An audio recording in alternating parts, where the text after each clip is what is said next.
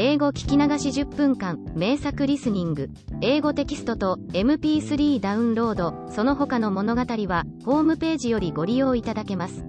88thpp.com 88thpp.com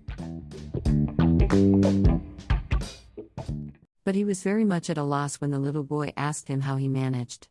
His pride did not allow him to be ignorant of anything in another child's presence, and it was quite droll to see him with his hands in his breeches pockets, his legs wide apart, his face upturned, and his whole attitude that of a man who is in no hurry to reply. At last, he answered, with a shrug of the shoulders. "Upon my word, I can't remember. It's so long ago. They say it's lovely, the earth and the live people," remarked the child. "Yes, it's not bad," said Tyltyl. "There are birds and cakes and toys. Some have them all, but those who have none can look at the others." This reflection shows us the whole character of our little friend.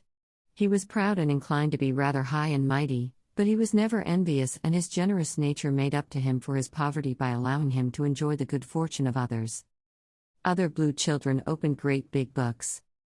The two children talked a good deal more, but it would take too long to tell you all they said, because what they said was sometimes only interesting to themselves.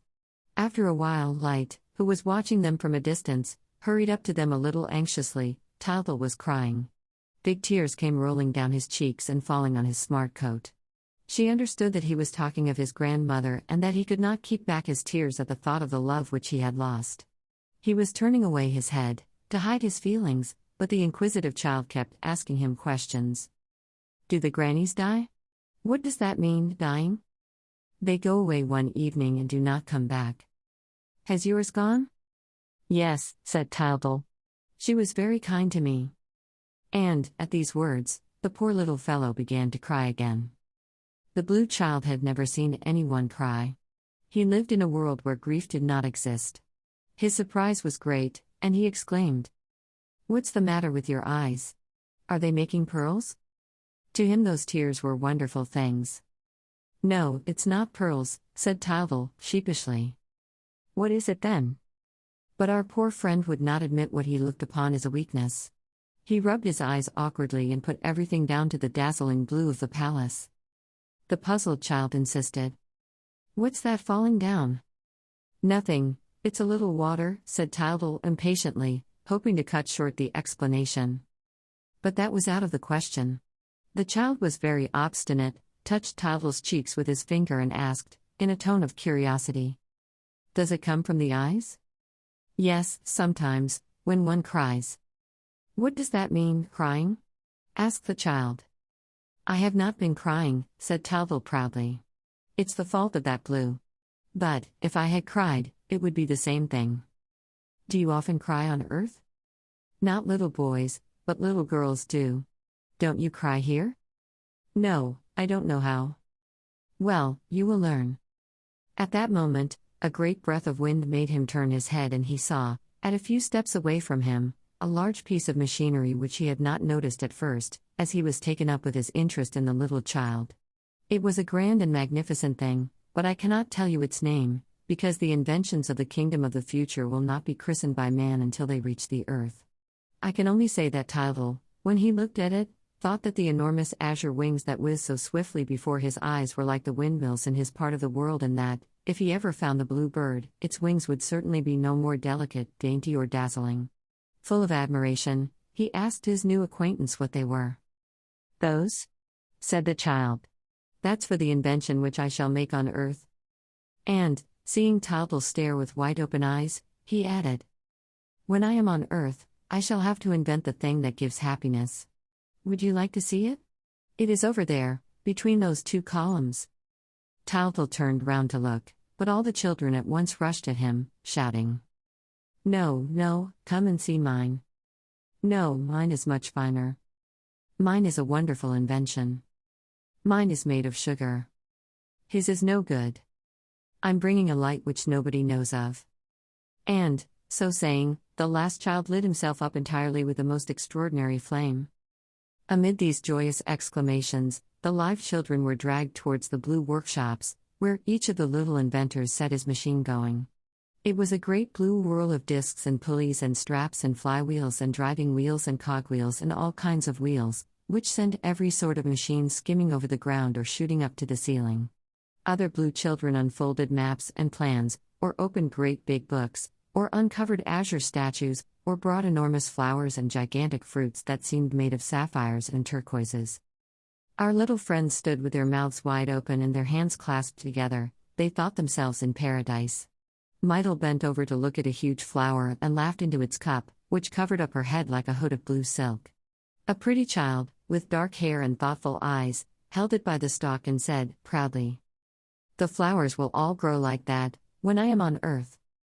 "When will that be?" asked Tildal. "In 53 years, 4 months and 9 days. Next came 2 blue children bending under the weight of a pole from which was slung a bunch of grapes each larger than a pear. "A bunch of pears," cried Tildal. "No, they are grapes," said the child. "They will all be like that when I am 30, I have found the way."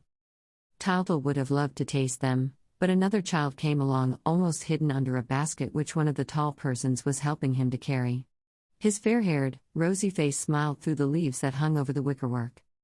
Other blue children unfolded maps and plans, or brought enormous flowers. "Look," he said. "Look at my apples." "But those are melons," said Tildal. "No, no," said the child. "They are my apples. They will all be alike when I'm alive. I have discovered the process.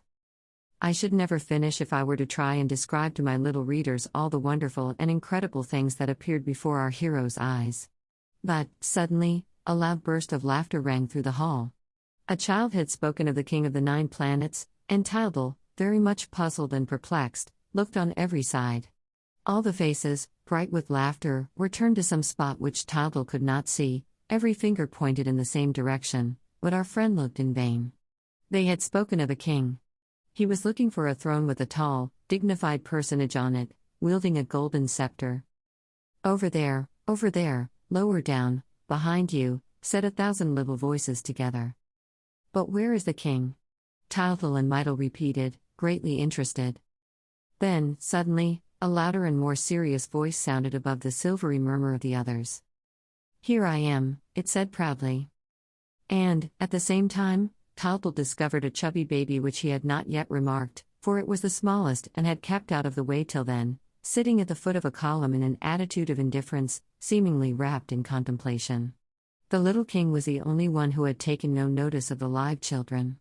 His beautiful, liquid eyes as blue as the palace, were pursuing endless dreams. His right hand supported his head, which was already heavy with thought, his short tunic showed his dimpled knees, and a golden crown rested on his yellow locks. When he cried, "Here I am," the baby rose from the step on which he was sitting and tried to climb onto it at one stride, but he was still so awkward that he lost his balance and fell upon his nose.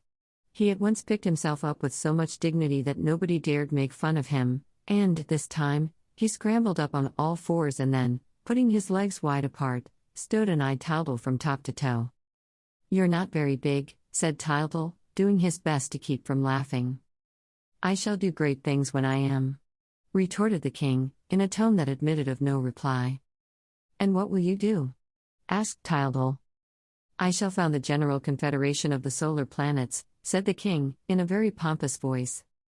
Our friend was so much impressed that he could not find a word to say, and the king continued.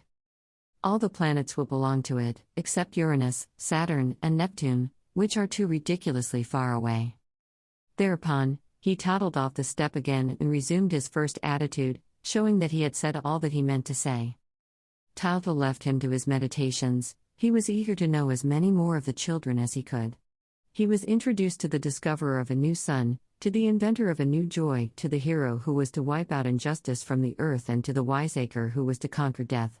There were such lots and lots of them that it would take days and days to name them all.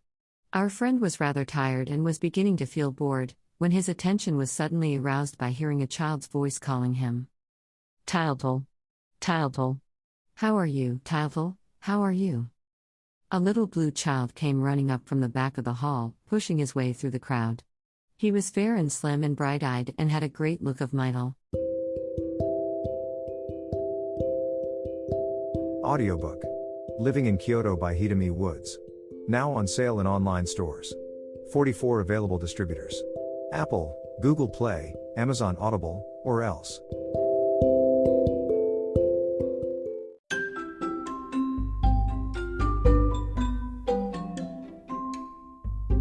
大好評。秀美ウッズがデザインしたとってもかわいいオリジナルグッズが手に入る。トートバッグ、缶バッジ、ステッカー、T シャツ、トレーナー、パーカー、文具、その他いろいろ、エリゼン .com で見てみてね。erizen.com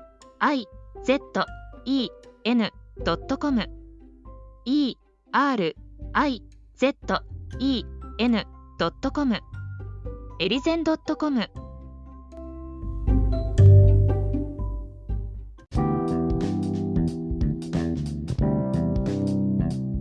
英語聞き流し10分間名作リスニング。